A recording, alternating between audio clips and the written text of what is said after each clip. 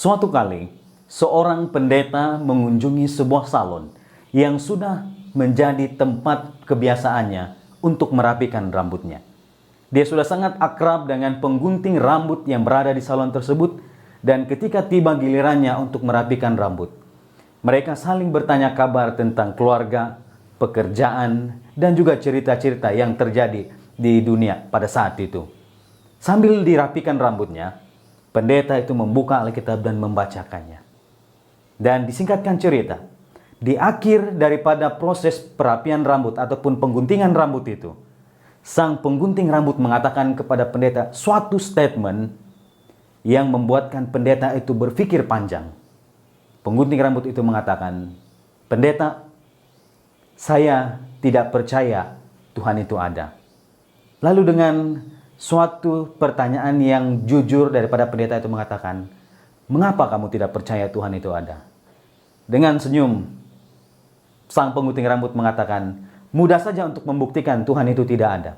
Jika pendeta keluar daripada salon ini, melihat begitu banyak anak-anak yang sedang sakit, orang tua yang sedang sakit, kematian, peperangan, bencana alam, dan sebagainya. Kalau Tuhan itu ada, kalau Tuhan itu mengasihi kita, Dia tidak mungkin membiarkan hal itu terjadi. Namun disebabkan Tuhan tidak ada, maka semua hal itu terjadi dalam kehidupan kita." Sang pendeta yang mendengar jawaban daripada sang tukang gunting rambut terdiam dan tidak membalas pada saat itu. Ketika dia keluar daripada salon, dia berpikir dalam benaknya, apa jawaban yang harus saya berikan kepada penggunting rambut tersebut? Di sebelah kirinya, dia melihat ada seorang lelaki muda yang rambutnya sangat panjang, sudah lama tidak dirapikan. Dia tersenyum karena dia mendapatkan suatu ide bagaimana untuk menjawab pertanyaan ataupun jawaban daripada sang penggunting rambut.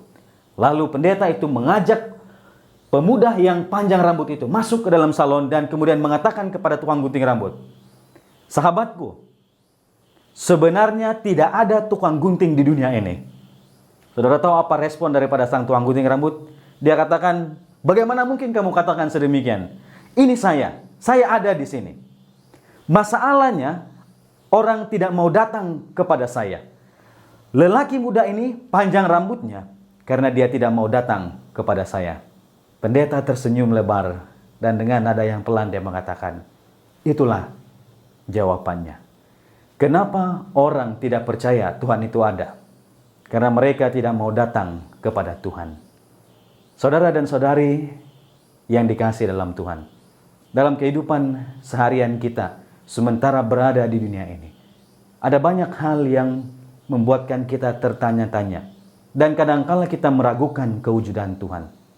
Tapi cerita ini mengajarkan kepada kita, mari kita datang kepada Tuhan.